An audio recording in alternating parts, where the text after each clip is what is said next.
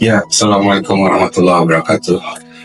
Eh, saya ingin dari PPSP PJM menjelaskan seputar dampak berlakunya Undang-Undang Cipta Kerja terhadap pekerja buruh yang menjadi anggota di sektor SPPJM.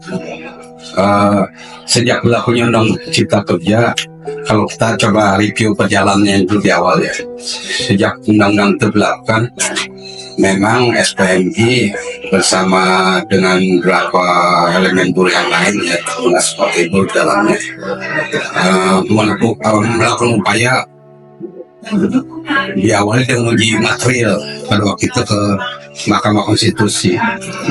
Seingat saya baru beberapa kali sidang, kemudian kita juga mengajukan hak uji formilnya, dan kemudian MK bersikap yang mendahulukan, memprioritaskan pemeriksaan uji formilnya dulu gitu, hingga hak uji materialnya sementara ditunda. Juga prosesnya persidangan berjalan sampai kemudian puncaknya Mahkamah Konstitusi mengeluarkan putusan yang amannya kira-kira menyatakan bahwa Undang-Undang Cipta Kerja inkonstitusional bersyarat ya. Artinya MK memberikan waktu pada pemerintah untuk melakukan perbaikan selama kurang lebih 2 tahun. Cuma pada kenyataannya hal yang ditempuh oleh pemerintah bukan cuma melakukan perbaikan dengan melibatkan stakeholder yang terlibat, itu misalnya dari unsur buruh ikut sertakan untuk membahas di awal, tetapi tampaknya pemerintah mengambil langkah yang merevisi adalah undang-undang tentang P3-nya, bukan peraturan undang-undangan ya. Ini strategi yang dilakukan oleh pemerintah supaya seolah-olah metode ya atau sistem omnibus law itu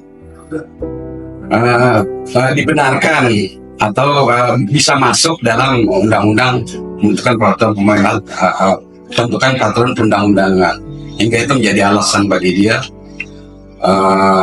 untuk tidak melakukan perbaikan, tapi hanya melakukan revisi terhadap undang-undang P3-nya. Kemudian waktu berjalan, ini dampaknya tetap masih berlaku itu, meskipun sudah dinyatakan oleh MK inkonstitusional tapi bersyarat perbaikan 2 tahun, tetapkan seolah-olah itu dipaksakan tetap berlaku, hingga dampaknya kemudian bahkan sejak ditetapkan itu, diundangkan, sebelum kita lakukan uji material maupun uji formil, itu ada upaya-upaya dari pengusaha khususnya sektor SPPJM, terutama bagi kawan-kawan PUK yang sedang melakukan pembaruan PKB. Itu ada upaya dari pengusahanya untuk memasukkan klausul-klausul pasal-pasal dalam Undang-Undang Cipta Kerja itu. Nah, ini kan persoalannya,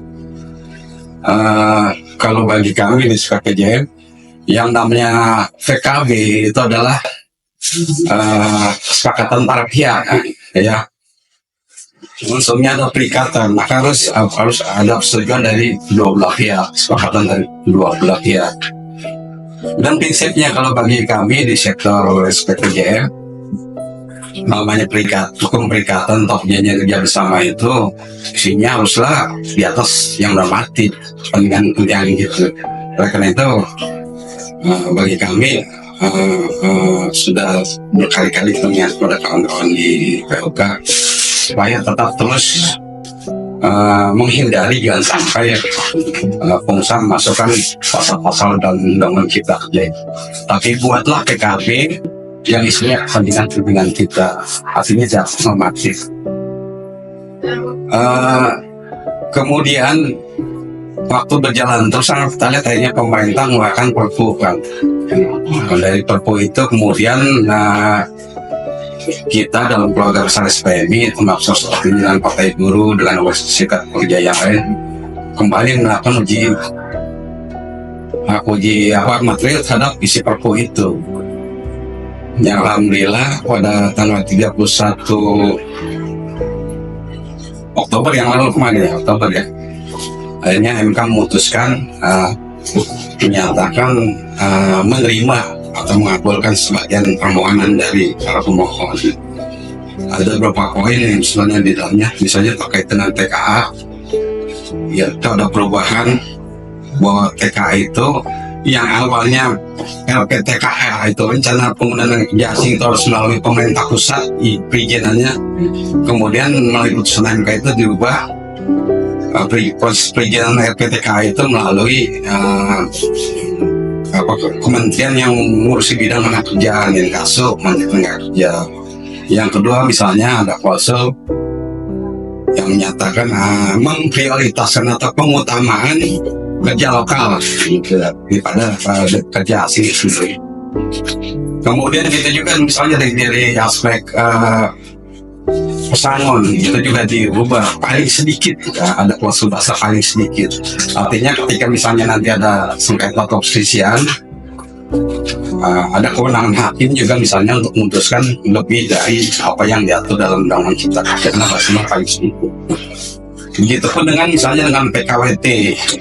PKWT di sana memang dibatasi maksimal 5 tahun, termasuk di dalamnya sudah masuk proses pembaruan ya atau perpanjangan dan harus dibuat secara tulis dan dalam bahasa Indonesia, dan banyak hal yang ada sekitar 7 kalau suatu 7 isu.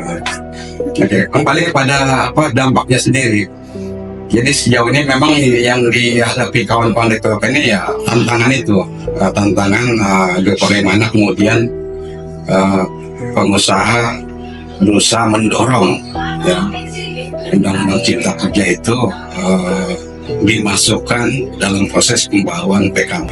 Nah ini yang harus sering kita ingatkan pada anggota kita. Contohnya yang belum lama kejadian ini sampaikan kawan POK dari DKB Jakarta. Ketika mereka sedang melakukan pembaruan PKB juga ada upaya itu. Oleh karena pada kesempatan hari ini juga kami mengingatkan dari pimpinan pusat SPPJM, khususnya bagi anggota-anggota SPPJM dan POK yang ada di seluruh wilayah Indonesia, apabila ada upaya-upaya dari pengusaha untuk coba memaksakan kehendaknya misalnya masukkan cipta kerja ke dalam PKB, maka itu enggak ditolak lah gitu, maksudnya harus ditolak. Karena prinsipnya sekali lagi perikatan itu harus dengan kesepakatan para pihak, dua pihak. Jadi kalau POK-nya nggak sepakat ya nggak akan bisa gitu masuk dalam Undang-Undang Cipta Kerja atau dimasukkan dalam bagian dari perjanjian kerja bersama. Intinya adalah sekali lagi namanya hukum perikatan itu ya gitu, itu adalah sistem hukum yang sifat otonom, ya pengaturan sifat internal. Beda dengan undang-undang itu kan heteronom, hingga harus dengan persetujuan dan kesepakatan para pihak. Dan secara umum namanya klausul-klausul dalam perjanjian kerja bersama itu haruslah nilainya lebih baik dari norma, ya kan. Norma itu kan batas minimal yang diatur. Tapi ketika orang merumuskan perjanjian bersama, kesepakatan kerja bersama, perjanjian kerja bersama, maka yang diatur nilainya harusnya di atas norma. Di sini banyak kepentingan kita. Kalau misalnya diambil basic dasarnya kalau undang-undang, tetapi sekali lagi itu hanya basic dasar, tapi nilai itu harusnya sebaiknya di atas nilai normatif. Saya kira demikian sejauh ini kalau di sektor SPPJM, meskipun ada upaya, tapi insya Allah masih teman-teman masih sesuai dengan arahan kami dari PPSBJM untuk tetap bertahan agar tidak atas terhadap misalnya usulan untuk memasukkan undang-undang Cipta Kerja dalam PKB. Demikian, terima kasih. Assalamualaikum warahmatullahi wabarakatuh.